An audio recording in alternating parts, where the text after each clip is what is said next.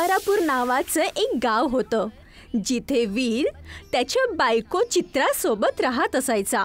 चित्रा आल्यापासून वीर आजारी असायची आणि वीर ज्या कारखान्यामध्ये काम करत असायचा तो बंद झाला होता. त्यासाठी वीर बेरोजगार असायचा. चित्रा, तू ठीक तर आहेस? मला माफ कर, माझ्याकडे औषध घ्यायला सुद्धा पैसे नाहीयेत. वीरजी, तुम्ही काळजी नका करू, मी ठीक होऊन जाईल. मला काहीच नाही झालंय. तुमच्या कामाचं काय झालं? तुम्ही काम शोधायला गेलता ना? या गावामध्ये कोणालाच कामगाराची आवश्यकता नाहीये. त्यामुळेच मी विचार केलाय की मी गावाच्या सरपंचाला भेटून काही पैसे घेऊन पुलाव विकायला चालू करेल. चांगली गोष्ट आहे वीरजी. तुमच्या हाताचा पुलाव या गावामध्ये सगळ्यात स्वादिष्ट लागतो. वीर पुलाव बनवण्यामध्ये चांगला होता. पुलावाचा धाबा खोलण्यासाठी वीर जमीनदाराकडे काही पैसे घेण्यासाठी येतो. सरपंच साहेब, मला काही पैशाची आवश्यकता होती. माझी बायको आजारी आहे आणि गावामध्ये कोणाकडेच काम देण्यासाठी काम नाहीये. त्यामुळेच मी पुलावचा ढाबा टाकायचा विचार करतोय. अरे वा, ही तर खूप चांगली गोष्ट आहे. मी तुला या कामासाठी जरूर पैसे देईल, पण मी त्या पैशांचं व्याज घेईल. मंजूर आहे तुला? वीर थोडा विचार करतो. त्याला हा सौदा अजिबात नव्हता आवडला, पण त्याच्याकडे कोणता उपायही नव्हता. हो, मला मंजूर आहे. बरोबर 1 आठवड्यानंतर वीरचा पुलाव धाबा तयार राहिला होता आणि तो पुलाव विकायला सुरुवात करतो. संध्याकाळपर्यंत त्याचा पुलाव संपून जातो. वीर त्याच्या दुकानातून बाहेर येतो. आज पहिला दिवस होता, तरी खूपच चांगली कमाई झाली आहे माझी. जरा चहा घेऊन येतो पिण्यासाठी. वीर चहा घेण्यासाठी जाणारच होता की तेवढ्यात जमीनदाराची मुलगी स्मृती तिची गाडी जोरात घेऊन ढाब्याला टक्कर मारते. ढाबा एकदम तहस नहस होऊन जातो आणि स्मृती काहीच न थांबता तिथून निघून जाते. अरे माझा ढाबा, माझा ढाबा, आता मी काय करणार? वीर जोरजोरात पळून जमीनदाराच्या घरी जातो आणि त्याला सांगतो की त्याच्या मुलीने त्याच्या कारने त्याच्या ढाब्याला उडवून टाकलं. स्मृती पण तिथेच उभी होती. जमीनदार ही गोष्ट ऐकून स्मृतीला म्हणतो, हे तू काय केलंस? तू आपल्या कारने ढाब्यालाच टक्कर मारलीस. काय पापा, एका ढाब्याला तर ठोकले. मी ही गोष्ट यासाठी नाही बोलत आहे की ढाब्याला काय झालंय, की याच्यासाठी की तुला काय झालं असतं तर. मालक, आता मी काय करू? आता माझ्या कमाई करण्याचा एकच रस्ता होता तो धाबा. मला ही गोष्ट माहिती आहे, पण जाऊ दे. लहान मुलगी आहे, अशा छोट्या मोठ्या गोष्टी होतच असतात. फक्त माझे पैसे वापस करून टाक. मालक, पण तुमच्या मुलीमुळेच तर. अरे तुम्ही जावा इथून, समजलं नाही का? आणि जाऊन ज्यांना सांगायचे त्यांना सांगा. प्रधानाला सांगाल, पोलिसांना सांगणार, सगळं आमच्या खिशात आहे. जा निघले इथून. वीर तिथून उदास होऊन निघून जातो आणि नदीच्या किनारी जाऊन रडू लागतो. आता मी माझ्या बायकोला काय उत्तर देऊ? कसं तिच्यासाठी औषधं विकत घेऊ? कशी तिची मदत करेल? काहीच समजत नाहीये मला.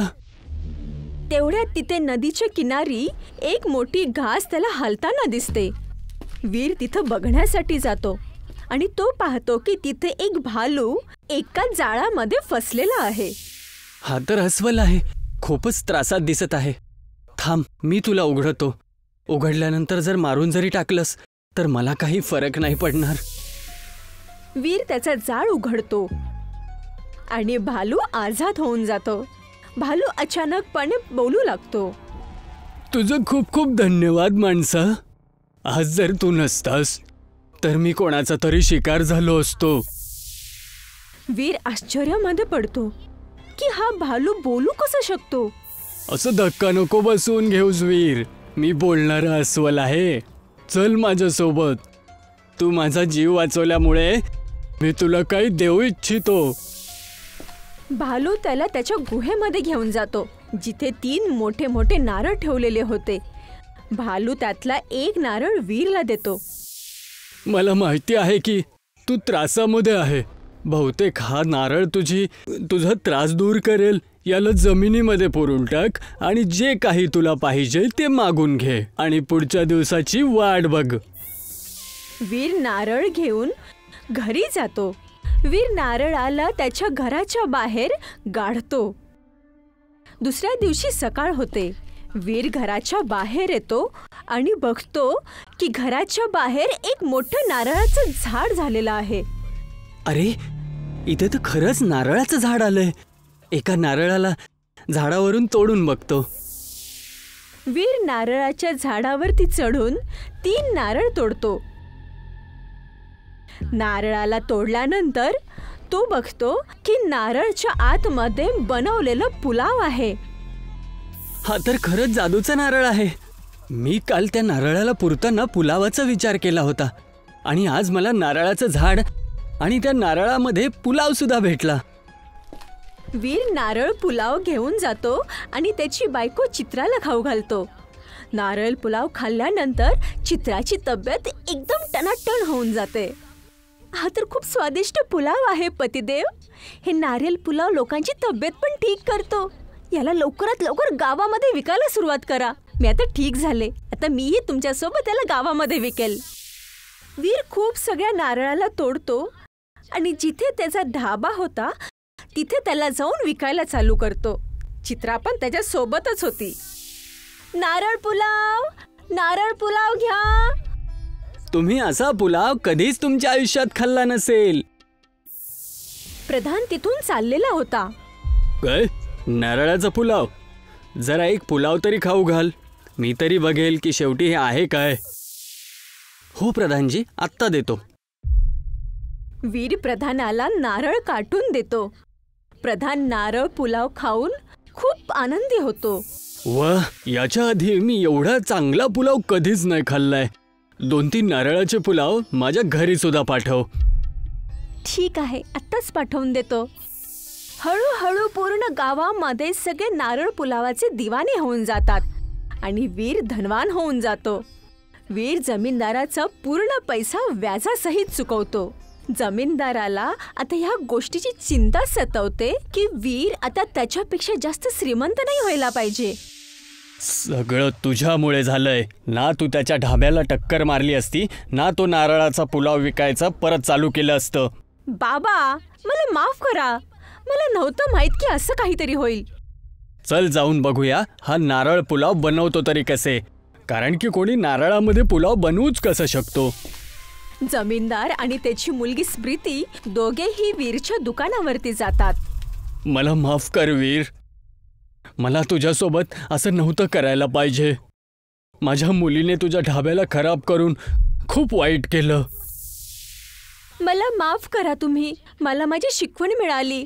मी पुन्हा असं काहीच नाही वागणार. काही गोष्ट नाही. मला तर तुम्हा दोघांना धन्यवाद बोलायला पाहिजे. जर त्या दिवशी तुम्ही माझ्या ढाब्याला तोडलं नसतं तर आज मला नारळ पुलाव झाड भेटलंच नसतं. हा नारळ पुलाव जरा मला पण खाऊ घाल आणि हे सुद्धा सांग की हे तुला भेटलं कसं. वीर त्या दोघांना नारळ पुलाव देतो. जमीनदार आणि त्याची मुलगी दोघेही आश्चर्यचकित होतात आणि वीर सगळे गोष्ट जमीनदार आणि त्याच्या मुलीला सांगतो. ज्याला ऐकून दोघजण म्हणतात, ही तर खरोखर चमत्कारिक झाड तुम्हाला मिळालं. हा जादूचा नारळ पुलाव आहे, तरी सुद्धा तू याला खूप कमी पैशात विकत आहेस. वीर, हे झाड मला देऊन टाक. मी तुला खूप जास्त पैसे देईल. सांग, विकशील का हे झाड? नाही, बिलकुल नाही. हे झाड लोकांची तब्येत सुद्धा ठीक करतं. त्यामुळेच मी कधीच याच्यापेक्षा जास्त दामामध्ये ना विकेल ना विकू देईल. विसरू नका, हे झाड तुम्हाला माझ्यामुळे मिळालंय. मला वाटलं की खरंच तुम्ही मला माफी मागण्यासाठी आलात, पण तुम्ही कपटी लोकांच्या मनामध्ये अजून सुद्धा एवढा कपटीपणा भरलाय की तुम्ही कोणाबद्दल काही चांगलं विचार करूच शकत नाहीत. हे तुझ्यावरती भारी पडेल वीर, बघून घेशील. हे बोलून जमीनदार आणि त्याची मुलगी स्मृती तिथून निघून जातात आणि घरी पोहोचल्यानंतर योजना बनवू लागतात. जर हे जादूच्या नारळाचं झाड मला नाही भेटलं, मी त्याच्याजवळ सुद्धा नाही राहू देणार.